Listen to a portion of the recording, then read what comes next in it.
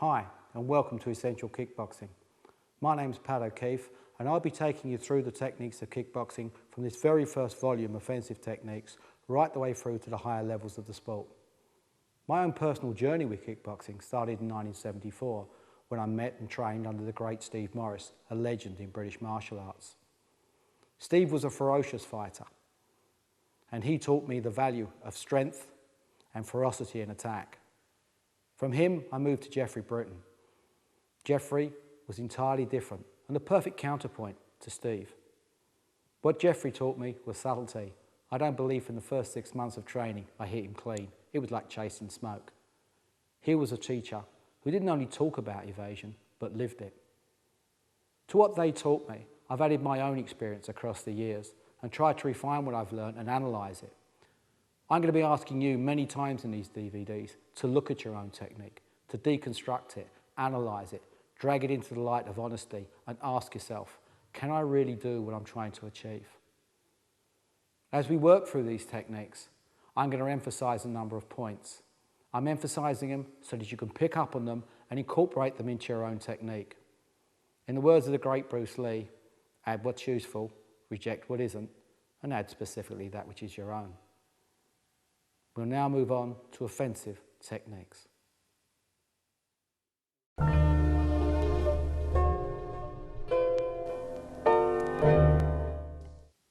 We're going to start Essential Kickboxing Volume 1 by demonstrating stance and guard. The thing you should remember straight away is that guard means where your hands are and stance means where your feet are. We'll start with the basic stance. Your feet are one shoulder width apart. This gives you lateral balance.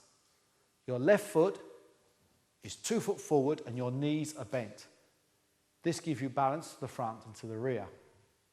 That's the stance taken care of. Now let's look at the guard. This first guard is called the full guard. Both hands come up to either side of the jaw and your arms are brought in close to the ribs to protect them. But as you can see, there's a clear shot through the middle of the gloves to your body. Therefore, at this point, you turn your body 45 degrees away from your opponent to prevent him having that straight shot, whilst at the same time keeping your head forward. This full guard is very aggressive because it leaves both hands free to attack with. It's the stance that you see most people and the guard that you see most people use when the fight begins. But there are others, and we'll look at the next one now. Half guard is a guard that's used in close. Your feet are exactly the same as full guard. The difference lies in the lead hand. Your feet still have a shoulder width. Your left leg is still 2 foot in front. The rear hand is exactly the same as the full guard, but now it changes drastically. The upper arm of the left arm comes down the side of the body to prevent a shot to the body. Your forearm lays across the stomach. And now the guard closes up so that the shoulder moves into the jaw and this hand tightens here. This prevents shots from the left or right or a shot to the body.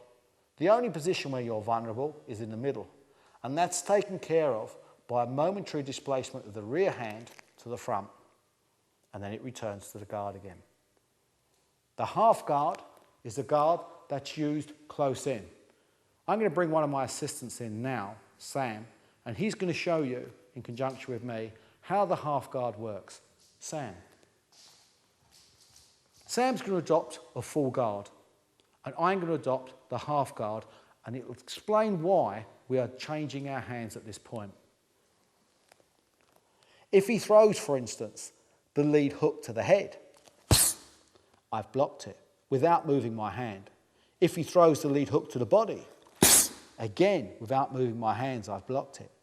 If he throws across to the head, again, I've blocked him. He has very few options because the very way I'm using my hands reduces his opportunity to attack. Guard and stance are fluid, transitory creations. They're meant to adjust to meet each changing opportunity, either to negate what your opponent's trying to do to you, or indeed what you're trying to do to him. Full guard, very aggressive. Half guard, a good way of closing your opponent down whilst in close. Next, we'll move on to the cross guard. Sam, please stay there because I'm going to use you again. When we come to a cross guard, at first it looks very defensive, but it can be used to launch a devastating attack. Probably the best exponent of a cross guard was the great Joe Frazier. He used the cross guard not when he was under pressure, but when he wished to create it. Let me show you the defensive use first of all. Once again, your feet are the same. Shoulder width and 2 foot forward. But the arms are radically different from either the full or half guard. The right arm comes across the stomach and the left arm comes across at chest height. You move your face forward so that your opponent cannot see your jaw and therefore cannot knock you out with that shot. Your body's covered by the arm, but you don't stand still. This is not a static stance. You use it with upper body movement. You turn, you rotate left and right, you bob up and down. Yes, you do present a square target to your opponent, but in actual fact, he can't hit you cleanly, so you can move in and destroy him. And that's what Joe Frazier used to do. He turned the defensive guard into a very positive attacking one. I'm going to get Sam to throw some shots at me now, using the cross guard moving in, and I'll show you the upper body movement with it. Okay, Sam.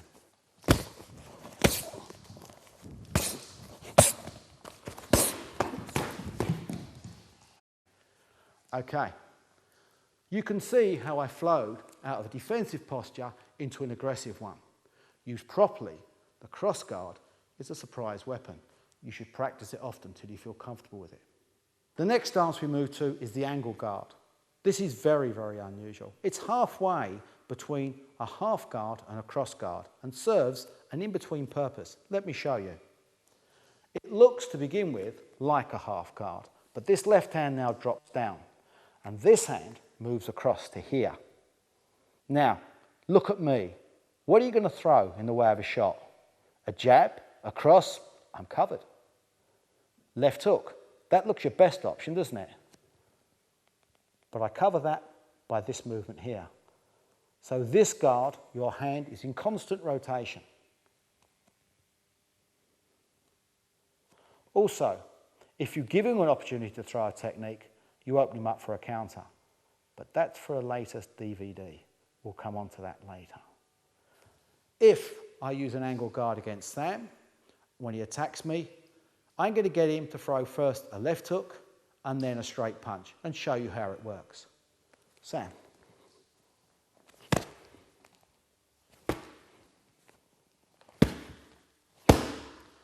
By that very small movement from here to here, I'm pretty much covered.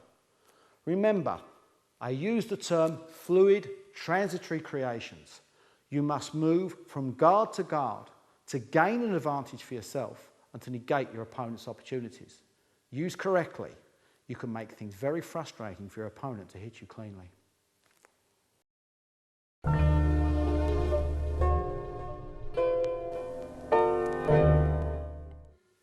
The first technique we're going to show you is the jab. The jab is simple and economical.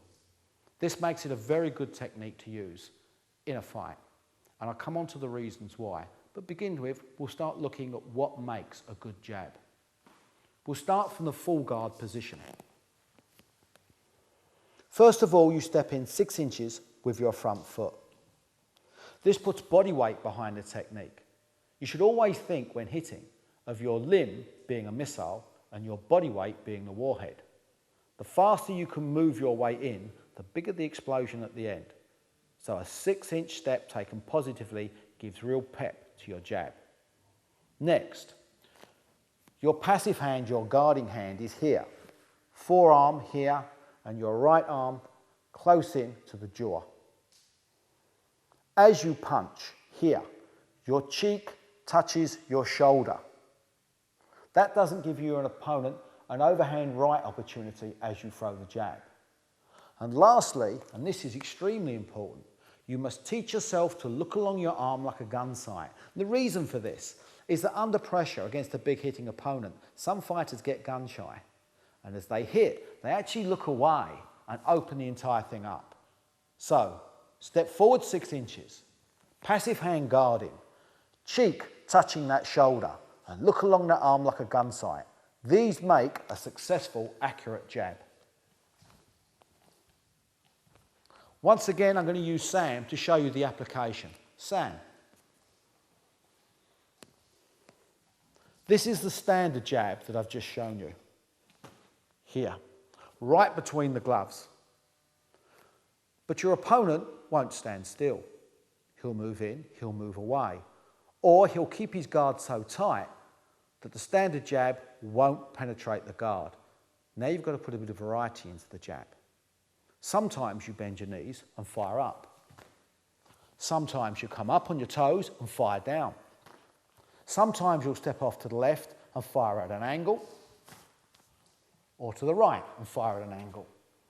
If your opponent is a southpaw with his right foot forward, Sam, there's a very subtle variation on a jab, because normally when you throw your jab, a southpaw leading guard will take your jab out of play. Very difficult to get through with a jab to a southpaw. But in actual fact, if you turn the fist, you rotate it as you throw it, it'll steer it around his guard, here.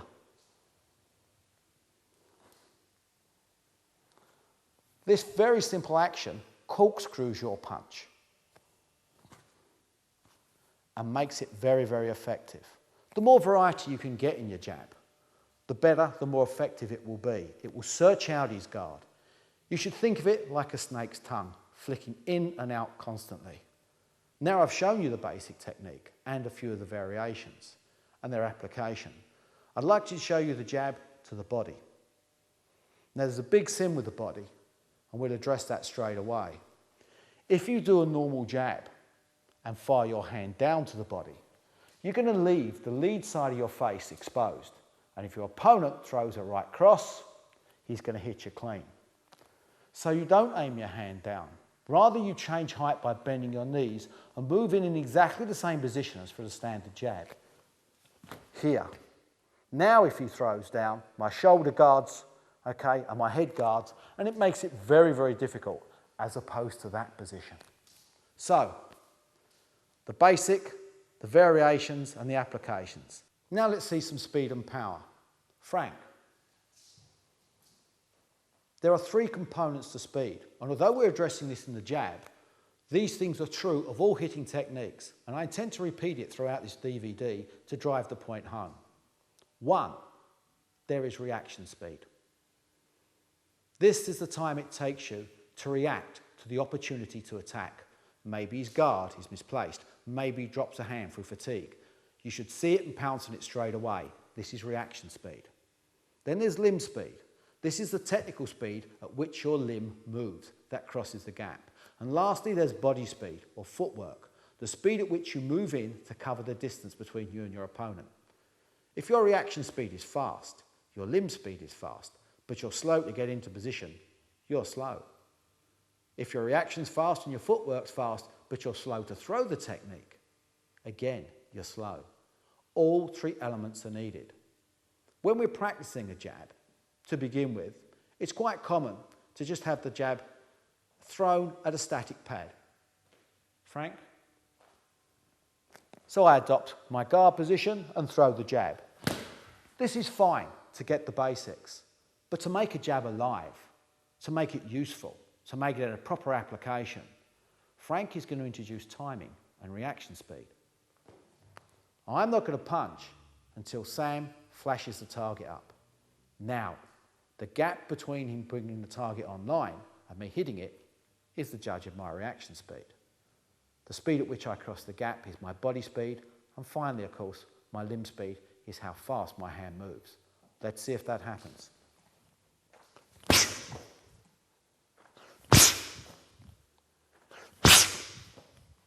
So all three things go together to make a jab. Remember, it's simple and energy efficient.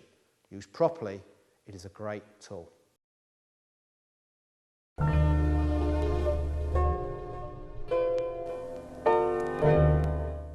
Now we move on to the cross. The cross is a straight punch exactly the same as a jab. What's the difference between the two? Well, my army sergeant described it to me thus. The jab is the can opener and the cross is the spoon that digs the meat out. It's a killing tool. It's one which you finish your opponent with. And there are several reasons why. The basic punch is thrown very similar to the jab.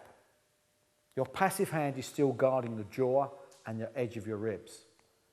This time, because you're throwing a rear hand technique, you're going to throw your rear foot in and not your front foot.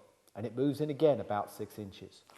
Once again, your cheek is touching your shoulder and you're looking along the arm like a gun sight. But you'll remember when we went into the full guard that your body was turned 45 degrees away.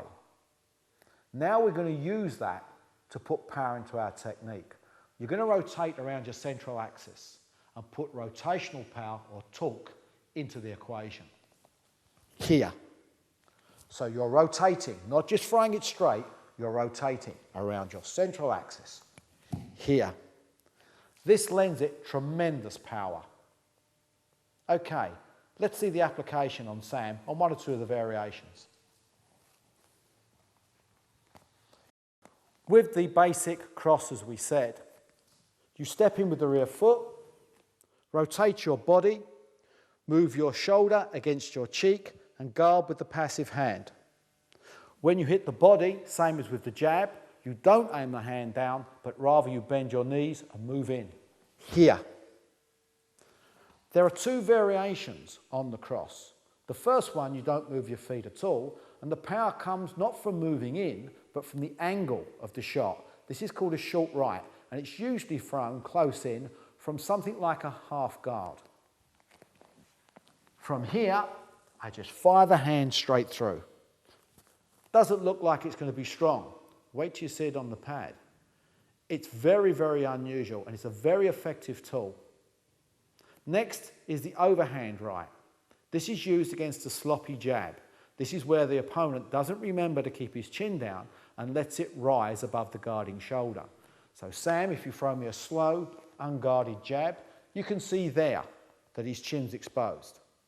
I'll roll to my left and slip, bring my right hand over the top and hit the side of his head. You can meet his attack as it comes in, here, and it's very, very effective, very strong indeed. Now let me show you some speed and power on the pads. Frank. Once again, we're going to show the basic cross.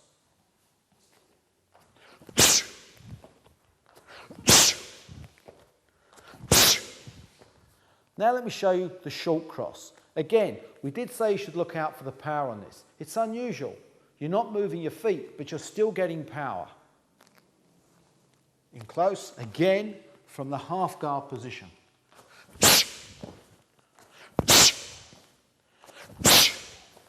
It's a very, very powerful shot. We'll come on to later in the DVDs how you apply that against an opponent.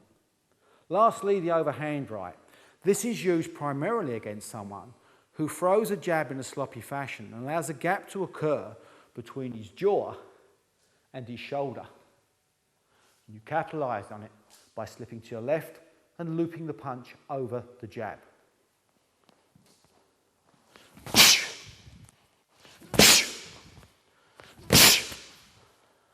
It's a very strong shot, and you should always look for someone throwing a jab for the opportunity.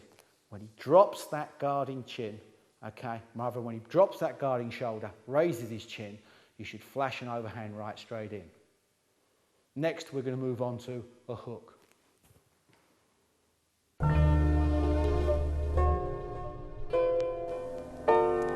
Okay, we're now going to show you the hook. The hook is a curved punch meant to come around an opponent's guard. If you throw a cross or a jab at your opponent, he won't need teaching that all he has to do is to put his hands up in front like a fence. I'll show you with Sam. If Sam throws a jab or a cross and my hands go up here, effectively he cannot get through to the target area. That's how the hook was born. It's meant to curve around that fence. Let me show you the basics. There are 4 essentials with a hook. 1, the passive hand is guarding, the right hand. 2, you must rotate on the ankle and rotate your hip and shoulder as well. Very important. 3, don't bring your arm out in a big loop. keep it tight and let it come off your chin late. And 4, as you turn, you finish in this position with your cheek touching the shoulder and looking over your elbow at your opponent. This cuts down his opportunities to counter you. If you throw a hook here, yes, it'll be just as strong, but he'll see the target area. Here's where you need to be. Tight, tucked, able to see him, not able to be seen yourself. Okay, let's look at the application. Hands up, Sam. Because the arm is bent in a hook, logically it is a medium to short range technique. Here, you can throw it against the jaw or you can throw it against the body, once again by bending the knee. It's very, very important to remember that the lead side, the side you're going to hit with in this case, is kept relaxed. You're going to be rotating. That means movement. Tension is the enemy of movement. We've said that before. We're going to emphasize it. And the more relaxed you are, the faster the punch will move through.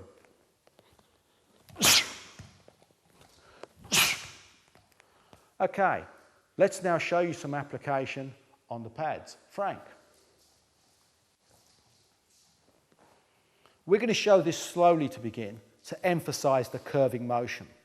One of the ways in which you get power behind a shot is to curve your body, and a hook is a very good example of that. As I twist here, I curve my body all the way behind the shot. This puts my body weight into the shot. Once again, body weight equals warhead. As Frank flashes up the pad, I'm going to hit it with a jab, with a hook.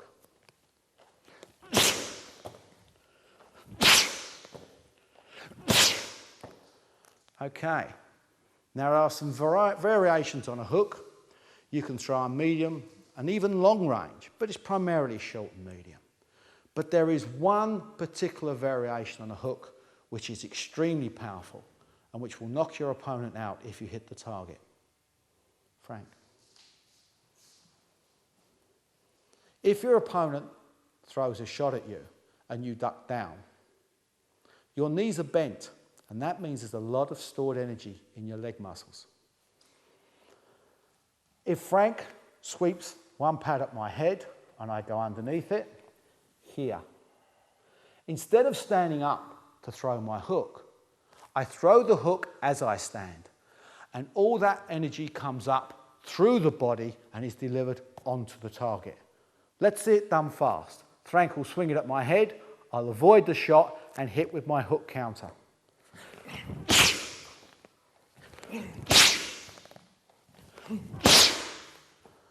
It's a very powerful shot, the spring hook, worthy of attention, and we'll come back to that in later DVDs. Okay, we're going to move you on again now to show you an uppercut.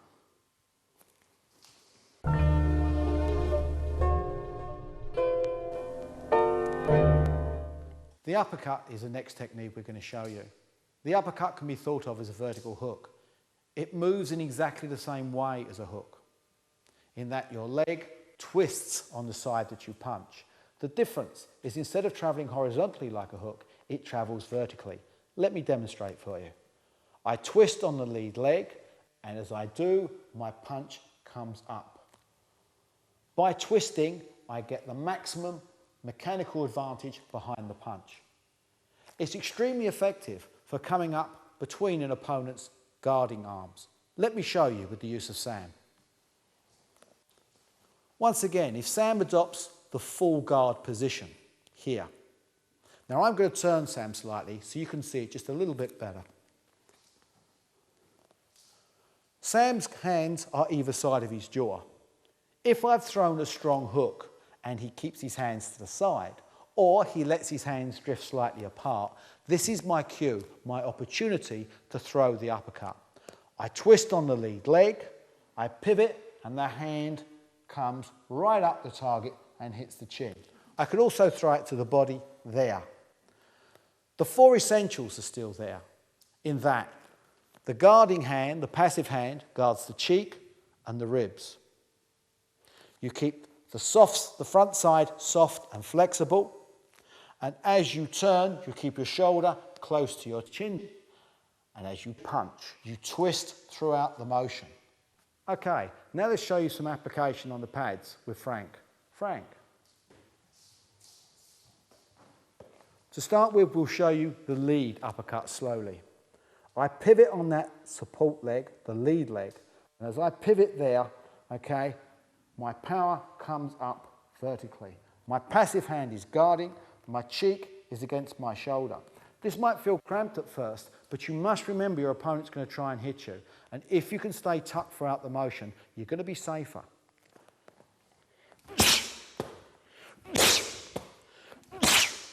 You can also throw the uppercut with the rear hand. Again, I'll show you slowly. You pivot and turn, your whole body's rotating. Again, you get extra rotation because your body's at a 45-degree angle to start with. But also you're using a strong arm, so you're getting more distance, more rotation, more power.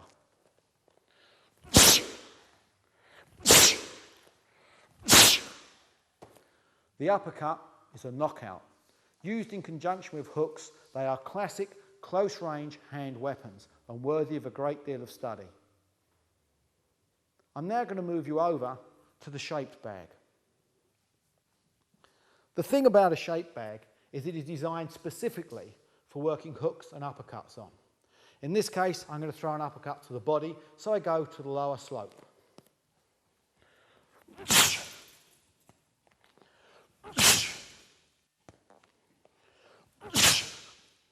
If I was hitting to the head, I'd come to the next level.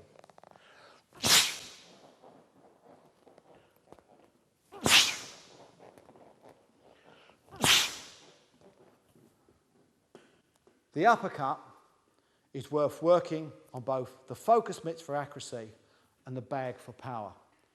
Employed together with sparring, it makes your techniques very, very sharp indeed.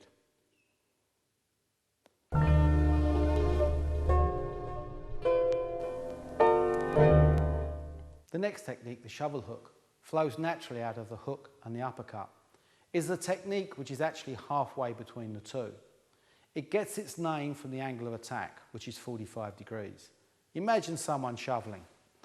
The shoveling action brings the punch up there, and that's how it's used. It's used in a 45-degree motion, either off the front leg or off the rear leg. The lead or left shovel hook is a particularly strong weapon for reasons which will explain themselves when I bring Sam into the picture. Sam. If we change places here, you'll get an idea. Can you adopt the full guard, Sam? There are two targets in particular where you can affect a body knockout. One is the liver. It's located on this side of the body. If I just lift Sam's elbow, it's a triangular organ, half on and half out of the rib cage. The small ribs, which are meant to protect it, in actual fact, when hit, will move in and strike the very organ they're meant to be protecting. The pain is incredible and will drop your opponent. What's more, by adopting a full guard, what he's doing is showing us where it is. If you see where his elbow is, that's my target. If Sam moves that rear hand for any reason, there's where I'm going to hit. If his arm strays too far forward, I'm going to hit.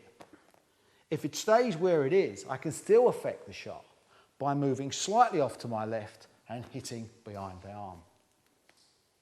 The shovel hook works exactly like an uppercut or a hook in that you rotate on the lead leg here, and that 45-degree angle is there. I can hit Sam here, but if he keeps his guard tight and locked in on his liver, I can now step off in this direction and actually throw the shovel hook to his solar plexus. People don't often think about vital points in terms of sport. They only think of it in terms of self-defense. But kickboxing is a knockout art. The quicker you can get your opponent out of there, the better. Your lungs are here. When you breathe in, there's a strip of muscle along the base called the diaphragm. It has to drop down in order for you to inhale. When you exhale, the diaphragm lifts up and forces the air out. By striking the solar plexus at a 45-degree angle, you drive the diaphragm upwards and it goes into spasm. That's when you get the condition we call winded, when you try to breathe and you simply can't. You can't get the air in. After a split second or so, your diaphragm relaxes and you inhale. But that split second in a kickboxing ring will see the end of the fight. Watch again the shovel look in action. Liver, solar plexus. Rotate on that foot throughout the motion and you'll have a very strong technique. Let me bring Frank in at this point and show you it on the pads.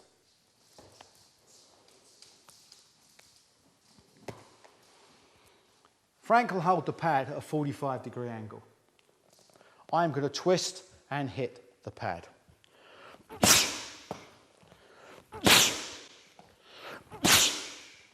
I can use the shovel look from the right-hand side and get extra rotation here.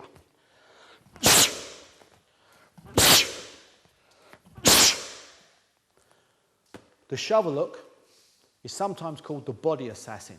So powerful is its effect.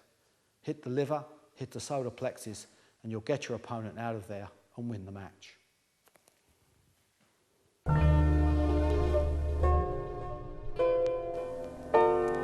Our next technique is the Bolo. The Bolo is an unusual punch. It takes its name from a knife used by Filipino cane workers. The looping action resembles the action of swinging a machete and cutting down sugar cane. It's a technique which isn't often found in boxing texts or kickboxing texts. It's a technique worth a lot of study because it can transfer a tremendous amount of power onto the target area. And the power comes not really from the body, but is arm generated. We're going to show you now how that works. We're going to talk you through the basics of it and then show you some applications of it.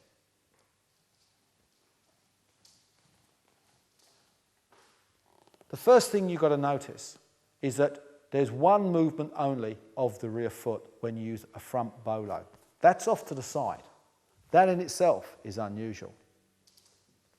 As you step off to the side, you loop your hand out, the very thing we suggested you didn't do with a hook. We throw it wide and then we bend it at the elbow and cut the angle. If I were throwing a hook at Sam, the punch actually describes a true arc. If I threw it and continued the motion, I'd actually come round to the same place. A bolo is different. It's looping out, bending the elbow and cutting the angle. This makes it extremely hard for your opponent to read because you can bend your elbow at any point in the motion and you can vary the degree of bending of the elbow. So by introducing this variation, he cannot really pick up on the technique. Moreover, as you throw the shot, it's taken outside of his eye line and he can, and frequently does, read it that you've missed. So it's out, but then it cuts and comes home and hits. It's an extremely good shot.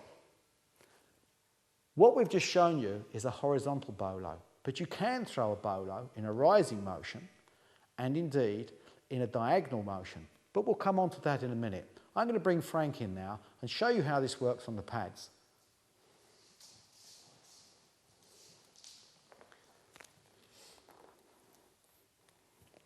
I'm going to do this slowly so you can pick up. My right foot travels outside, and my left hand loops really wide and cuts, hitting here. Now there's not much body rotation, and because you've already made your step, the movement isn't transferring in. The step is merely to create the angle. Watch.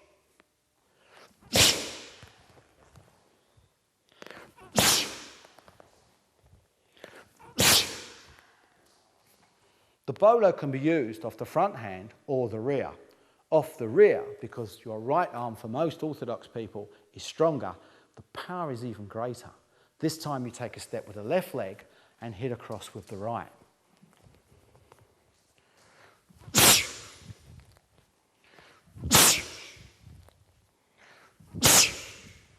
If you don't know what you're looking for, it looks like a wild haymaker, but it's not. It's a very, very sophisticated shot. Remember, you're varying how much you're going to throw the shot out and when you're going to bend the elbow. This gives you a great deal of control, and it makes it very, very hard for your opponent to adjust his guard to meet it. The Bolo is a very strong punch. What we've just shown you there is horizontal Bolo. Let me show you a diagonal one. The difference here is that your punch comes down almost at a 45-degree angle. So instead of coming around and shortening the arc, we're coming over here.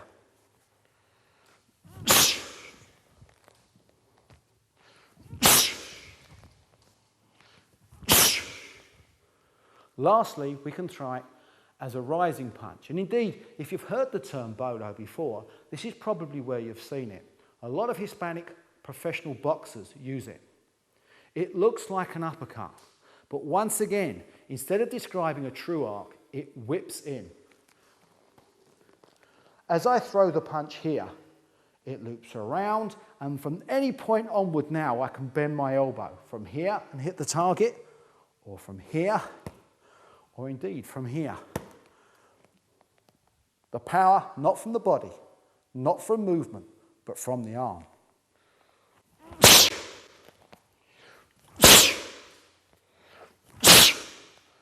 It's a knockout. If you're in real trouble in a fight, in that ring and you're under pressure, a looping Bolo just underneath the heart will throw out your opponent's timing and rhythm and possibly stop the fight. The next technique we're going to show you is a spinning back fist.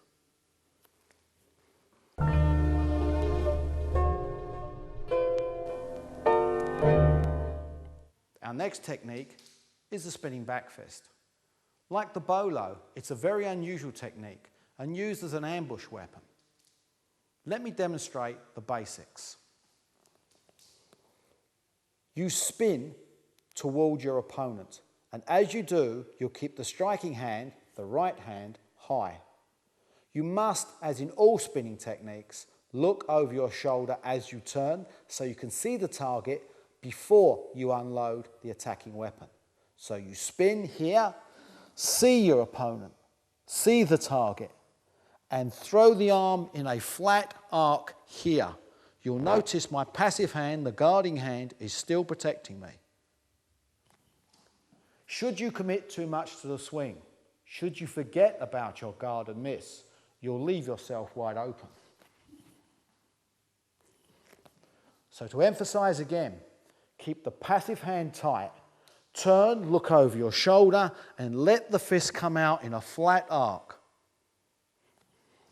I'm now going to use Sam to show you the application. This technique can be used as part of a combination or when you disengage from a clinch. I'm going to show the jab as a rangefinder to set the spinning back fist up. In this case, as I throw the jab, Sam moves his rear hand across and parries, thus leaving his chin unguarded. I now spin, bring my hand out in a flat arc and connect with the jaw or the temple. Watch again. I throw the jab. Sam commits to a parry and leaves his chin unguarded. I now spin, see the target, and let the hand come out. I'm now going to use Frank to show you on the pads just how this works. Frank. We're going to use just the one pad and we'll work off a jab. As I throw my jab here, I now know where my opponent is. And as we said earlier on with Sam, if he moves his hand across the guard, he leaves the target exposed. Now you spin round and bring that arm in a flat arc. Okay, fast.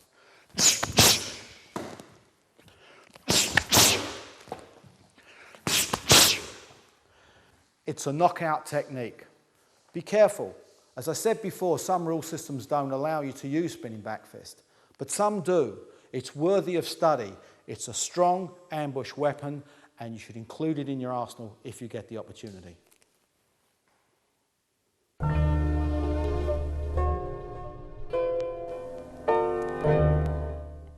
Okay, let's move on to kicking. We're going to start by saying a few things about kicking in general. First off, the legs are longer and stronger than the arms. Now at first, it seems that the arms will be quicker than the legs, but think about it. The bigger the car engine, the more power. There's bigger muscles in your legs, and if your flexibility is good enough and you train hard enough, your legs will move faster than your hands. If you think about dexterity, you can take your hand, touch your nose, touch the top of your head, touch your ear. You're not too surprised by it. Try it with your foot. We use our hands all the time, and because of that, we forget that if we're going to use our legs, we've got to bring them up to the same level of dexterity. Consider what you'll do tonight.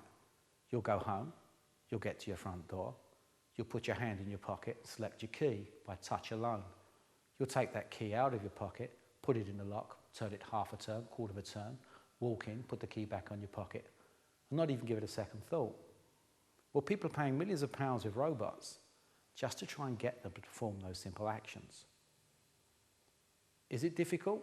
Well, put your foot in your pocket, select your key by touch alone, put it in the lock, turn it half a turn. Now you can see the problem. Your legs are longer and stronger, but they don't have the same dexterity. Your training must incorporate ways to make your legs accurate, like your hands. Sean. If you're going to use your legs as weapons, they've got to respond like your hand. You should be able to stand on one leg and kick your opponent repeatedly without putting your leg on the ground. You should be able to control that kicking action. You should be able to kick his body, the front, round and hook. And you should be able to do it in a way that creates power and speed. We're going to start with the most simple of kicks. But from all things, you set the foundations deep, you'll be able to make the building tall.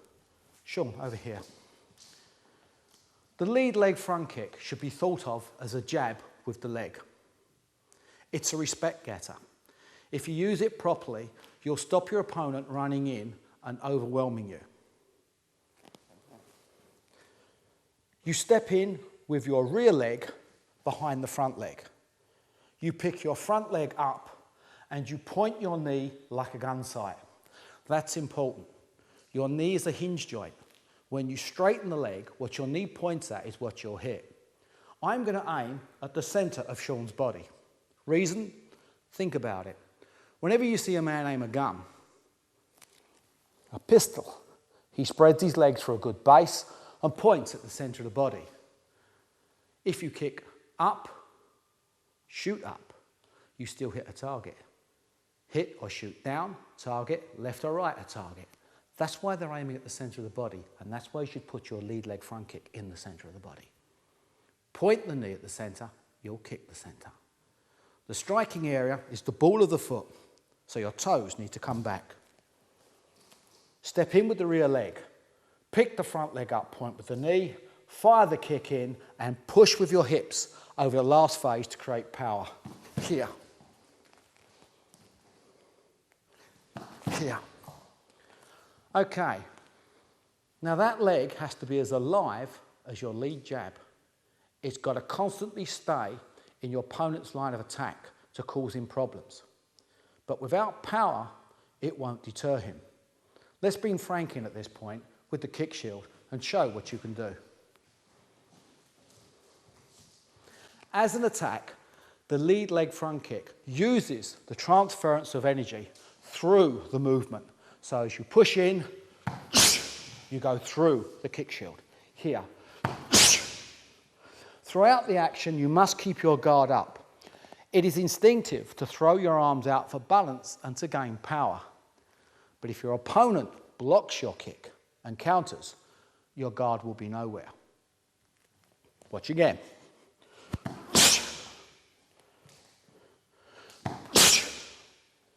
You can also throw the lead leg front kick in close. Sean again. If you throw shots at your opponent, you can make him move his guard. Come this way a bit more, Sean. If I throw a 1-2 here and then a couple of body hooks, Sean's guard comes out to counter the hooks. My front kick goes to the body.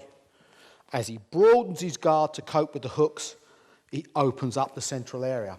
So without a step, my leg comes up, drives in. Thank you, Sean. Frank again. Now, this doesn't look very strong, but it really does penetrate the body. Here, in close.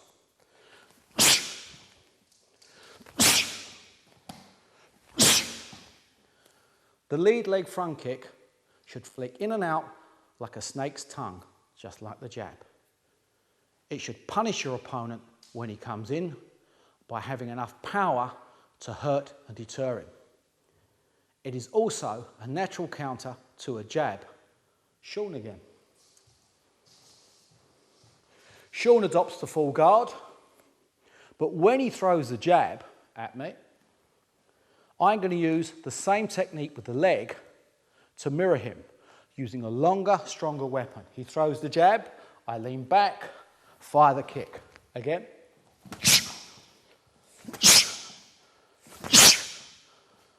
So, you can use the leg jab to counter a hand jab very effectively. Next, we'll move on to the rear front kick, which in actual fact equates to the right cross. From here, you pick your leg up once more into the cocked position and point your knee where you want to kick. If I just take Sean's hand back out the way so you can see the target area, I pick it up, snap the leg forward and push with the hips. As I do, I drive into the center of his body. This is the equivalent of a cross. And like the cross, it has much more power. It's coming from further back. The leg is traveling 2, maybe 3 feet more. Therefore, the power is more. Frank.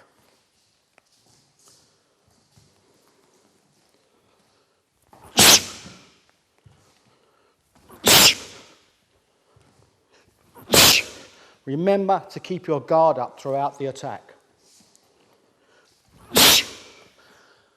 At the end of the day, energy plays a large part in how effective your fighting is. Jabs and simple kicks, lead leg front, rear leg front, are the most energy efficient. If you throw extravagant techniques, flying techniques, spinning techniques, which we'll come on to later, yes, they have lots of power, but they drain your energy. My instructor, Jeff Britton, was a shrewd martial arts instructor. He said to me, your energy is like a bank account. Spend it wisely. A pound at a time.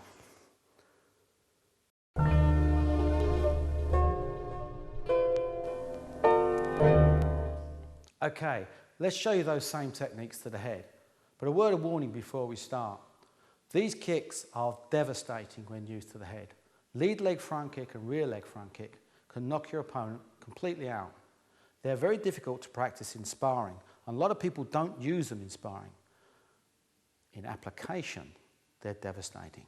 Let's see if we can show you what we mean. Sean.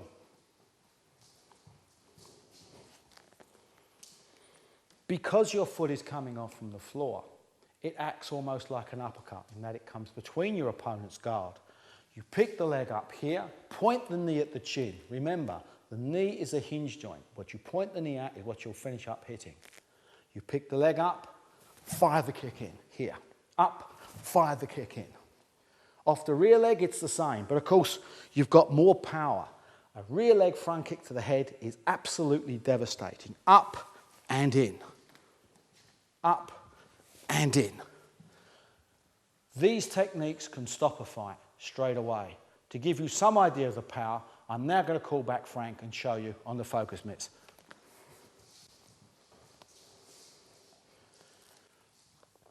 Okay, lead leg front kick.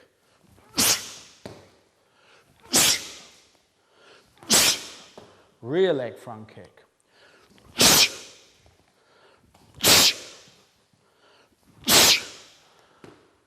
These are man stoppers.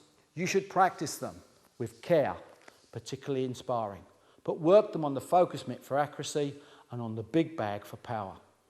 Now we're going to move you on to the roundhouse kick.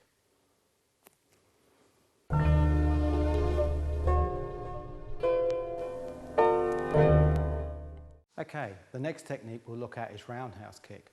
The roundhouse kick can be thought of as the workhorse of kickboxing.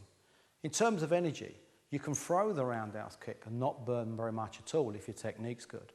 The power you get is very, very good, and the speed you get is very, very good. Front kick is arguably the fastest of kicks, but roundhouse will give you speed and power. Okay, let's bring Sean on again and I'll talk you through the basics. Sean? The most important thing to remember about a roundhouse kick is that you rotate.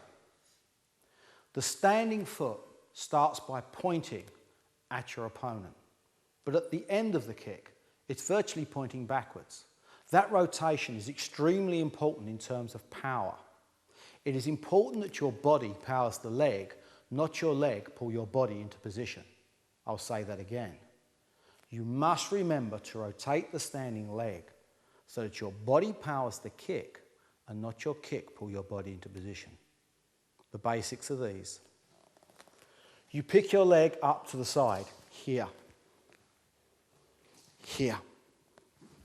You then rotate on your standing leg and bring your leg around in an arc and connect with his ribs from the side, here. Watch the foot this time. Note at the moment that it's pointing at Sean.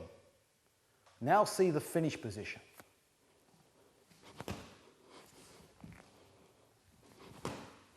It virtually describes 180 degrees. Okay, connection. You're going to hit with the instep here.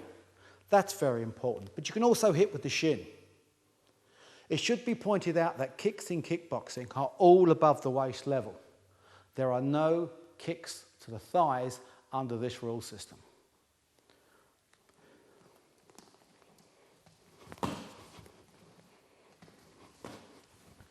The roundhouse kick can also be thrown to the head.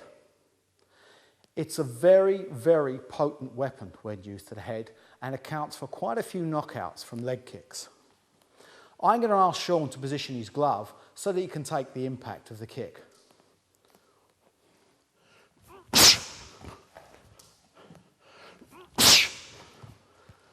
Okay, roundhouse to the head, roundhouse to the body.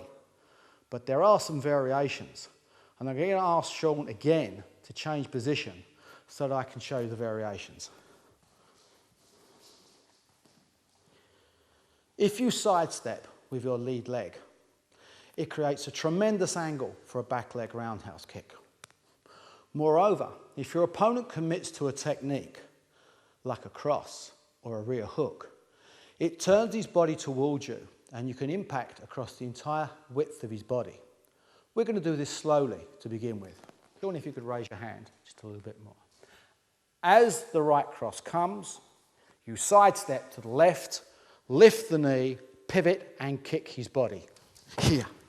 You can see the kick goes all the way across. One more time, Sean. As he punches, you sidestep, get out of trouble. Lift that knee, turn and throw the kick across his body. The problem with it is although it's very strong, there's two actions. Therefore, no matter how fast you do it, it'll be slower than if you could combine them. If you do combine them, you get a very powerful kick indeed. It's a body shift roundhouse. Now, it looks a bit like a jumping kick, but a jumping kick takes you up high.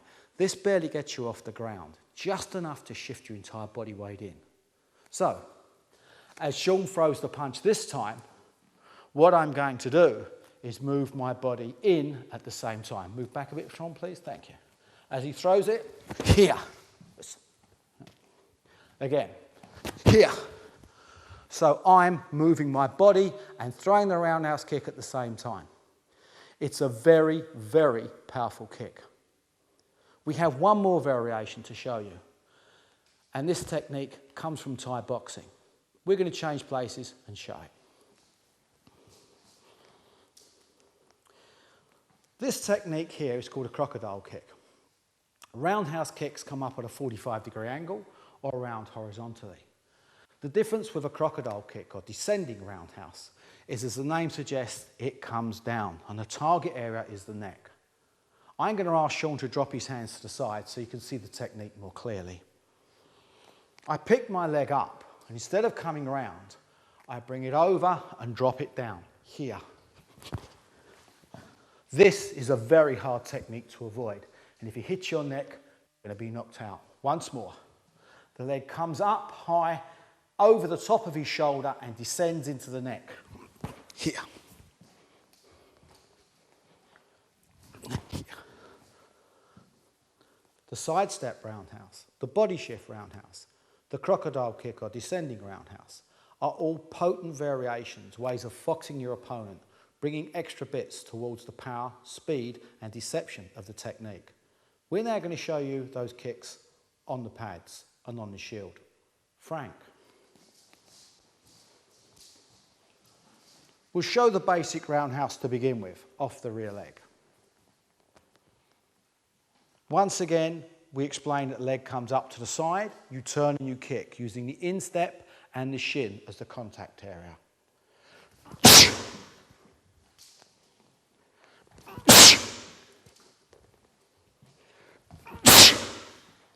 The idea is to drive through, not hurt his ribs, but break them. You try and get as much power into the technique as you can. If you can finish your opponent with a body kick, you can get out of there. The faster you get out the ring, the safer you'll be. Okay, this time, we'll show the kick and a body shift. Frank, if you could move the pads to this side of your body, here, and the other one as well, please. Okay. First the side step, then the body shift. A little bit flatter. No, up. That's it.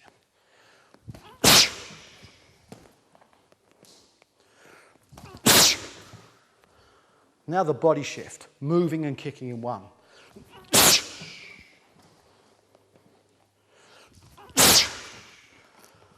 Now let's show them on the shield.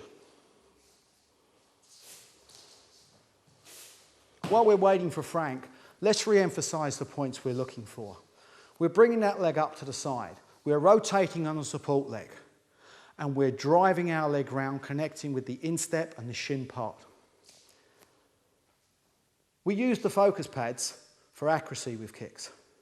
For power, you use a bag. For mobility and power, you can use the shield.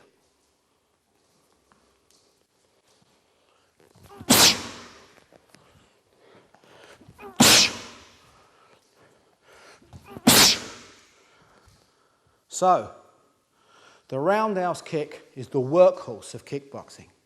Careful examination of any kickboxing contest will show you that front kicks and roundhouse kicks to the body account for 80% of effective kicks.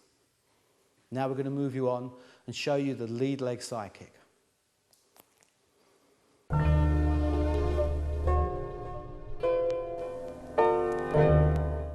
And now we're going to demonstrate the lead leg side kick. The lead leg side kick is a very good offensive and defensive tool. We're going to show you both variants now. Sean.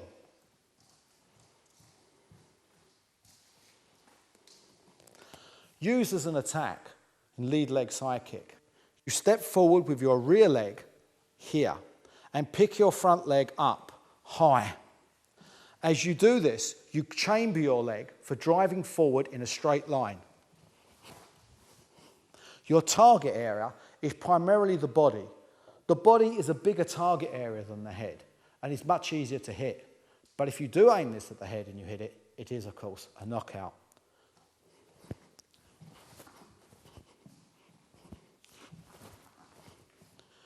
Once more, pick the rear leg up, chamber the lead leg side kick, and drive it in to the body.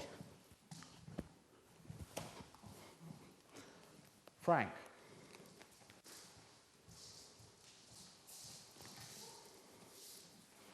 Okay, hold it in.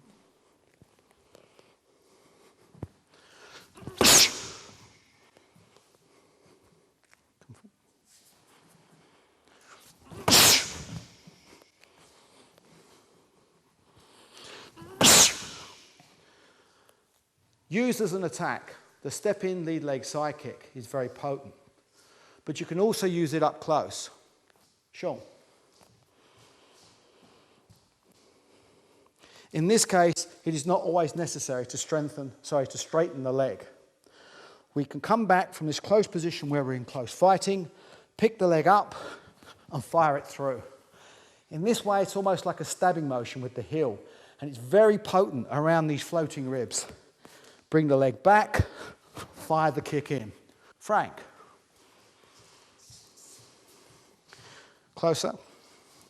So I'm here, fighting. And from there, it's up and kick. Again.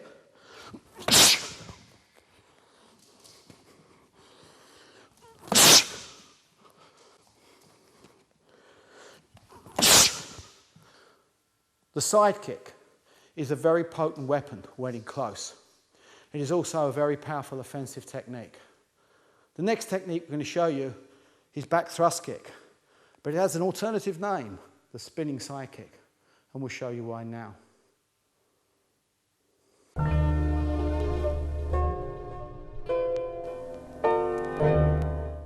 And now the back thrust kick, or to give it its alternative title, the spinning side kick. This technique is a man stopper. Used at the end of a combination, it can bring a fight to a dead halt. It is arguably the most powerful kick in kickboxing. There is one technique which challenges it, which we'll come on to later. But either way, this kick, if landed on the target area, will stop your opponent. Let me take you through the basics. To start with, there's a spin involved. And as with the spinning back fist, it's important to remember that the head and the shoulders turn ahead of the striking limb. So, you move your front foot to the center of your stance. Now you spin quickly with your head and your shoulders, glancing over your shoulder to see the target. You chamber the leg and fire the kick.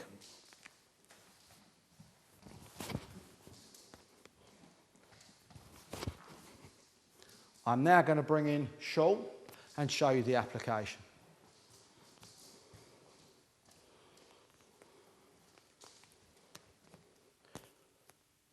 Your foot moves to the center of your stance. You twist the head and shoulders so you can see the target area, in this case the body. Pick the leg up and fire it in. It can also be used to the head in exactly the same way.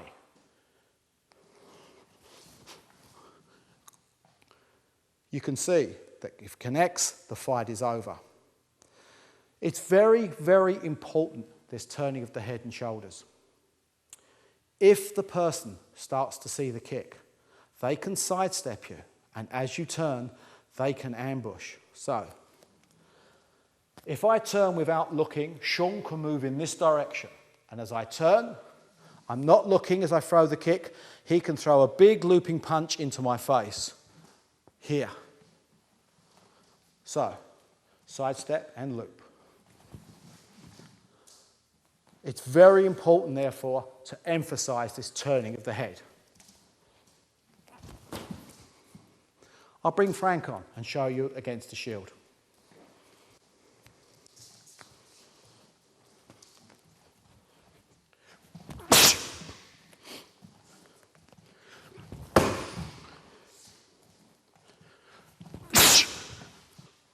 The back thrust kick is a finisher. Used together with a combination of hands, it can finish the fight there and then. Work it on the big bag for power, work it on the shield for flexibility, work it on the focus pad for accuracy. It's well worth it.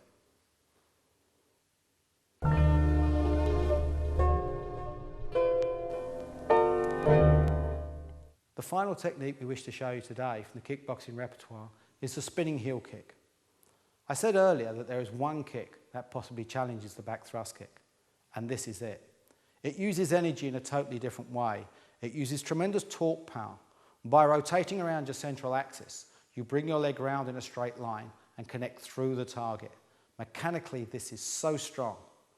Because it's such a large action, you can time it, but it's far better to use after a jab. We're going to show you the basic technique and then show you one or two applications. Once again, with all spinning techniques, you turn the head and shoulders ahead of the limb that attacks. Here. Then you let your leg come round in an arc, keeping the leg straight.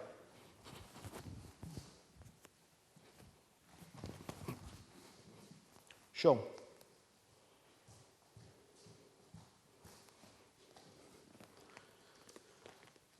If I show you again, as you turn the head and shoulders here, you're watching the target area. In this case, I'm going to be hitting the side of Sean's head.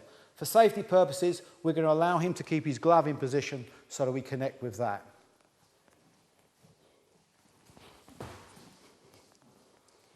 And faster.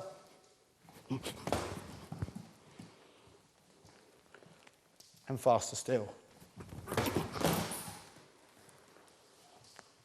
I said it's a large technique, and you can see what I mean. The distance from this rear heel to Sean's head must be 6, 7 feet. If your opponent sees you start to move, he'll either get out the way or move in and unload a counter. If you can engage his attention whilst you're spinning, you stand a very good chance of success. The simple, most economical attention getter is a jab. Here. Having thrown the jab into his face, I can now spin while he's dealing with that problem. This combination of simple jab and fast, devastating spinning hook kick is a very potent combination indeed. Let's show you on the pads. Frank.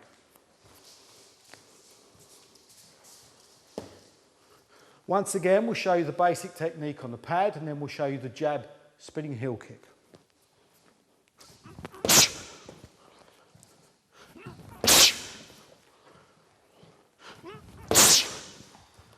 Now we'll show the jab spinning heel kick. Come forward a bit.